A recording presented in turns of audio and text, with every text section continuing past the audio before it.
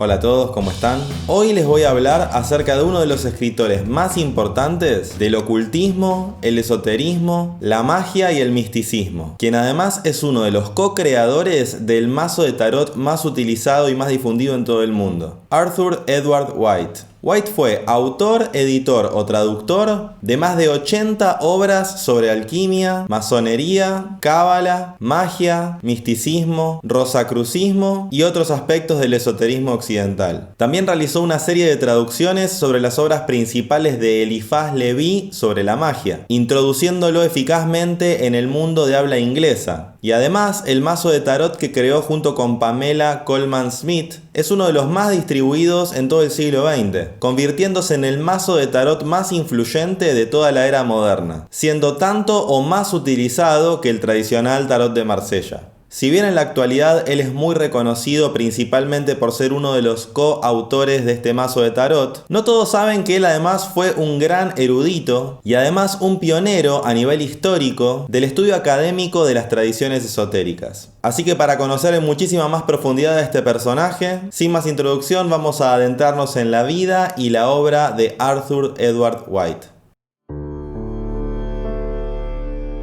Arthur Edward White nació en Brooklyn, Nueva York, en 1857. Los padres de White, Emma Lovell, una mujer inglesa, y Charles White, un capitán de barco estadounidense, tuvieron a su hijo en Estados Unidos, pero 2 años después de su nacimiento, el padre de Arthur falleció. Después de la muerte de su padre, White fue llevado a Inglaterra en 1859 junto con su hermana menor. Al llegar allí, la madre de White no recibió apoyo de su familia. Fue en gran medida rechazada por ellos y se encargó de criar a sus hijos en los suburbios del norte de Londres, buscando consuelo espiritual, convirtiéndose al catolicismo romano. Tras la muerte de su hermana, en 1874, cuando él tenía 20 años de edad, White sufrió una pérdida de fe y recurrió sucesivamente al espiritismo y a la teosofía, en un intento por restaurar su fe. Finalmente terminó rechazando ambas creencias y desarrollando su propia forma de cristianismo sacramental, influenciado por elementos esotéricos acordes a su temperamento. Su progreso espiritual puede observarse primero en su poesía temprana, pero también en 1881 descubrió las obras de Eliphas Levi, cuya ambivalencia hacia la Iglesia de Roma reflejaba los propios sentimientos de White. En el año 1886 publicó una antología de los escritos de Levi, titulada Los misterios de la magia. White fue el traductor al inglés de estos textos, y también incluyó en esta edición un capítulo inicial donde cuenta en detalle la biografía de Eliphas Levi, así como también elabora un ensayo de análisis sobre muchos aspectos de su obra. A este trabajo lo siguieron otros trabajos editoriales. El libro Vidas de filósofos alquimistas, publicado en 1888, es un resumen interesante sobre un extensivo listado de alquimistas de toda la historia, donde también incluye un ensayo introductorio con ciertas descripciones fundamentales sobre la alquimia y el significado de la gran obra alquímica. Luego, en 1888, publicó el libro Los escritos mágicos de Thomas Vaughan. Este es un compendio de las obras del alquimista Thomas Vaughan, quien vivió entre el año 1621 y el 1666, que publicaba sus obras bajo el seudónimo Eugenius Philalethes, quien seguía la tradición alquímica de Paracelso y fue conocido por ser el traductor al inglés de textos fundamentales rosacruces. En esta época, White también realizó sus propios estudios plasmados en diversas publicaciones. Por ejemplo, La historia real de los Rosacruces, publicado en 1887. Un texto interesante donde analiza en profundidad la historia de los Rosacruces, basándose en los manifiestos Rosacruces y documentaciones provenientes de integrantes de esta sociedad, describiendo además cómo fue cambiando desde sus inicios hasta su época. Luego publicó Las ciencias ocultas en 1891.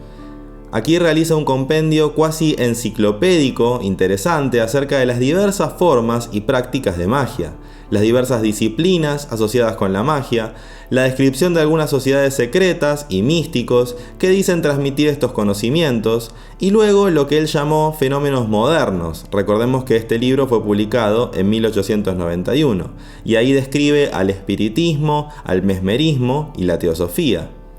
Con estas y otras publicaciones, White estableció su reputación como un crítico objetivo pero comprensivo, lo que le permitió ser aceptado en círculos esotéricos más selectos. En enero de 1891 fue admitido en la Orden Hermética de la Golden Dawn. Su primera estancia en la orden fue breve, ya que se retiró a principios de 1893 para centrarse en su escritura. Además, al estar casado y teniendo un hijo recién nacido que mantener, se reinventó como editor para ganar más dinero y estabilizarse económicamente. Entre 1893 y 1896, White editó y publicó una serie de traducciones al inglés de textos clásicos de alquimia, lo cual, aunque él en ese entonces no lo supiera, proporcionó material de referencia a los estudiantes angloparlantes de esta disciplina durante los siguientes 100 años. También fue editor de El Mundo Desconocido, la primera revista dedicada exclusivamente al esoterismo occidental. Aunque tuvo éxito en términos críticos, fue un fracaso financiero, y White abandonó la edición para aceptar un empleo remunerado como gerente comercial de Horlicks, fabricantes de leche malteada. Liberado de la ansiedad financiera, pudo entonces dedicarse a su escritura y continuar su progreso en las órdenes esotéricas. En 1896 publicó Magia Trascendental, su traducción de Dogma y Ritual de la Alta Magia de Eliphas Leví, un clásico del ocultismo occidental. Ese mismo año volvió a unirse a la Golden Dawn, ingresando también a su segunda orden, la Rosae Rubae et Aureae Crucis, 3 años después. En 1901 fue iniciado en la masonería, a pesar de haberse pronunciado no tan favorablemente acerca de esta sociedad en algunas de sus obras ya publicadas hasta aquel momento. Desde ese entonces exploró rápidamente los diversos aspectos de la masonería, ingresando en todos los ritos y órdenes masónicas y cuasi masónicas disponibles para él. Entre ellas, la Societas Rosicruciana in Anglia, una sociedad rosacruz esotérica y cristiana a la que ingresó en 1902, que aunque oficialmente no es parte de la masonería, todos sus integrantes son maestros masones. Cuando la Golden Dawn se desintegró en 1903, White no se mantuvo al margen. Tomó el control del templo Isis Urania, lo renombró como la Orden Independiente y Rectificada, y alejó su rama de la Golden Dawn de la magia, orientándola hacia un cristianismo místico particular. Su rito floreció durante 10 años, pero en 1914 White cerró el templo Isis Urania, principalmente debido a disputas personales y a la creciente oposición interna hacia su énfasis en la interpretación mística de los rituales. Este alejamiento del esoterismo tradicional es evidente en los escritos de White a partir del año 1900. Se sintió cada vez más atraído por la idea de la iglesia secreta o iglesia interior, no como una institución formal, sino como él decía, el espíritu retirado de la sagrada asamblea exterior, compuesta por la integración de los creyentes en la conciencia superior. A su vez, alrededor de esta época, él emprende la aventura de realizar una nueva versión de la baraja de tarot. Él venía desarrollando esta idea desde hace tiempo y entró en contacto con la joven ilustradora Pamela Colman Smith, quien también se había integrado a la orden hermética de la Aurora Dorada, y ahí conoció a Arthur White. Él quiso generar un nuevo mazo de tarot donde estuvieran integrados los conocimientos que él aprendió y adquirió a lo largo de sus años de estudio de ocultismo y de su paso por diversas sociedades, y le comisionó a Pamela Smith el trabajo de realizar las ilustraciones, dando algunas indicaciones acerca de cómo quería que sea este mazo. Sus indicaciones fueron principalmente acerca de los arcanos mayores, y en cuanto a los arcanos menores, se dio la libertad de que incluya a ella los elementos que quisiera. Se tomaron como referencia principal a los arcanos mayores del tarot de Marsella, pero también a otras referencias, entre ellas numerosas simbologías tomadas de la obra de Eliphas Leví. Además, por casualidad, Pamela Colman Smith tuvo acceso al tarot Sola Busca en una exposición de arte, y de ahí tomó referencias muy concretas que se pueden apreciar en varias cartas que son prácticamente iguales en ambos mazos, tal como puede verse por ejemplo en el 7 de espadas, en el 3 de espadas, la correspondencia entre el 10 de bastos y el 10 de espada, y también en la reina de oros. A su vez, realizaron otros cambios considerando algunas correspondencias astrológicas que querían sumar, tal como el intercambio en el orden de las cartas entre la fuerza y la justicia, para que la fuerza correspondiera con Leo y la justicia con Libra. También cambios en la simbología de El Enamorado, para reforzar su correspondencia con Géminis, y también en la carta de El Sol. Además se modificó el nombre de algunas cartas, tal como el Papa por el Hierofante y la Papisa por la Gran Sacerdotisa. Es muy interesante ver en este mazo el estilo propio de ilustración de Pamela Colman Smith, quien está influenciada en parte por el estilo que se conoció como Art Nouveau, movimiento artístico que abarcó no solo la pintura y la ilustración, sino también a la arquitectura, la ebanistería, la decoración y mucho más. Se caracteriza por ser un tipo de arte muy ecléctico, que tomó elementos estéticos de otras culturas como la hindú y japonesa. Incorporó una reivindicación por las líneas ondulantes, sinuosas y asimétricas, también tomando como inspiración formas de la naturaleza, y un gusto especial por lo exótico, el lujo y la elegancia. Cada carta de este mazo se podría analizar como una obra de arte en sí misma, con muchos elementos característicos del Art Nouveau. Este mazo se convirtió en el mazo de tarot más utilizado desde su creación hasta hoy en día. Probablemente esto se debe a varios factores. Por un lado, es mucho más amigable contar con imágenes y escenas en todos los arcanos menores, cuestión que en el tarot de Marsella se hace un tanto más complejo y críptico, ya que su simbolismo es mucho más sutil y menos evidente. A su vez, el estilo de ilustración de este mazo resulta para muchos más moderno y llamativo que el tradicional tarot de Marsella, por sus colores, su estilo de dibujo y su simbolismo. Tal vez uno de los elementos que más claramente caracteriza a las imágenes del tarot de Marsella es que las expresiones de los personajes principales de cada carta y lo que cada escena muestra no suele ser muy evidente, sino que permanece bastante encriptado. A diferencia de las cartas del Rider-Waite-Smith, donde se le da un cierto agregado de connotación negativa o positiva a cada carta, y esto puede verse muy claramente, especialmente en algunas cartas. Por ejemplo, algunas cartas con bastante notación negativa son la Torre, el 10 de espadas, el 8 de espadas, el 5 de oros, el 10 de bastos y el 5 de copas. Y todo esto es en casos donde las mismas cartas en el tarot de Marsella no incluyen esta connotación y pueden ser interpretadas de forma muy diferente. A su vez, hay algunas cartas con una connotación notoriamente positiva, como por ejemplo la imagen del mago o de los enamorados, donde dicha connotación no necesariamente es tan positiva en el tarot de Marsella, sino más bien incluye elementos que pueden dar otras variantes de interpretación, cuestión que de alguna forma se pierde en la versión de Pamela Colman Smith. Ese sea tal vez el punto más polémico de su mazo, el hecho de que los símbolos que contienen sean por momentos muy claramente positivos y otros muy claramente negativos, dando pie a algunas interpretaciones un tanto extremas de algunas cartas y lo que podrían representar. A nivel pictórico, tal vez lo más valioso de este mazo es ver que una artista con un estilo muy característico, que maneja muy diferencialmente a la simbología y a su estilo pictórico, se apropió absolutamente de lo que podemos llamar una obra maestra tradicional, el tarot de Marsella, generando una nueva obra absolutamente apreciada por todo aquel que utilice este mazo. Esto bajo las direcciones de Arthur White, quien específicamente se interesó en quitar, agregar y modificar del tarot tradicional lo que simbólicamente consideraba apropiado. Todo esto obviamente es subjetivo y también es cuestionable, Pero más allá de las opiniones que cada uno podemos tener al respecto, este mazo resucitó el interés en el tarot. Pasó además a ser el más utilizado por la mayoría de las personas que utilizan tarot en todo el mundo y además pasó a ser el más utilizado como referencia para generar nuevos mazos hasta el día de hoy, incluso más que el tarot de Marsella. Por otro lado, para el público en general, White difundió sus investigaciones y doctrinas a través de una serie de obras importantes sobre temas clave de las tradiciones esotéricas occidentales.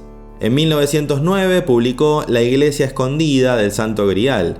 Este libro profundiza acerca de las leyendas y el simbolismo del Santo Grial, relacionándolo con tradiciones antiguas, mistéricas, de iniciación y otras prácticas secretas, donde fiel a su estilo característico de investigación, incluye un apéndice muy extenso con numerosas referencias bibliográficas y numerosos detalles al respecto de este tema. Luego abordó en profundidad a la masonería, en su libro La tradición secreta de la masonería, publicado en 1911, donde gracias a su experiencia personal y sus estudios profundos a lo largo de 10 años de pertenecer a dicha sociedad, elabora un estudio extenso de su historia, el simbolismo y la tradición masónica, describiendo los aspectos esotéricos, los significados detrás de sus rituales y también de sus prácticas. También abordó a la Cábala en su libro La Doctrina Secreta de Israel, publicado en 1913. En este libro habla específicamente del Zohar y su influencia en el misticismo y la espiritualidad judía. También establece relaciones simbólicas entre esta tradición y otras tradiciones esotéricas, como el gnosticismo y el hermetismo. Posteriormente, en 1915, publicó su libro El Camino de la Unión Divina, un estudio original y profundo sobre el misticismo cristiano. Completó la serie de publicaciones de aquellos años, primero con su libro La Hermandad de la Rosa Cruz, publicado en 1924, que retoma esta temática bajo una perspectiva mucho más profunda que su libro publicado sobre este mismo tema casi 30 años antes, y es considerado por muchos el libro más esclarecedor y preciso en términos históricos sobre esta misteriosa sociedad esotérica. Y luego publicó en 1926 La tradición secreta de la alquimia, donde también profundiza sobre la importancia simbólica e histórica de la alquimia, no solo como una sencilla disciplina precientífica, sino como un sistema complejo acerca de la experiencia mística escondida detrás de su simbolismo hermético. En 1915, tras el colapso de la Orden Independiente y Rectificada, White fundó una nueva orden, la Hermandad de la Cruz Rosa, entre cuyos miembros se encontraba Charles Williams, novelista de lo sobrenatural y teólogo heterodoxo. Esta orden, como su predecesora, la Golden Dawn, ofrecía una serie de grados progresivos basados en el ascenso espiritual a través del árbol de la vida cabalístico. Sin embargo, a diferencia de la Golden Dawn, esta sociedad era completamente cristiana, sin prácticas mágicas ni ocultistas, utilizando el simbolismo esotérico tradicional como medio para presentar las prácticas espirituales del cristianismo occidental. Durante la etapa posterior de su vida, White continuó desarrollando sus ideas. Después de la muerte de su esposa, en 1924, se casó con Mary Schofield, quien había sido su discípula y asistente durante muchos años. Con su apoyo y su ayuda, revisó sus estudios sobre la Cábala, el Santo Grial y la masonería esotérica, y también completó sus memorias, que tituló Sombras de Vida y Pensamiento, publicado en 1938. Esta fue su última obra, y apropiadamente incorpora un análisis completo y conciso de la esencia de la experiencia mística. Arthur Edward White murió a los 84 años de edad en Londres el 19 de mayo de 1942. Si analizamos la obra de White bajo los estándares contemporáneos de la erudición y los estudios académicos actuales, sin dudas gran parte del trabajo de White puede resultar insuficiente, en gran parte notoriamente sesgado por sus vivencias personales y en muchos casos llegando a conclusiones basado en fuentes no tan claramente identificables. Pero más allá de eso, lo cual es entendible debido a la falta de estudio académico sobre estas temáticas hasta ese entonces, no hay lugar a dudas de que él fue pionero en el estudio académico de las tradiciones esotéricas, que fue un exponente innovador de la filosofía del misticismo y una figura creativa en el ámbito de la espiritualidad práctica. Su influencia trascendió absolutamente a su época. Llega a nosotros con profunda actualidad, pasando por su famoso mazo de tarot y a través de sus numerosos textos, traducidos, editados y escritos por él, hasta nuestros días.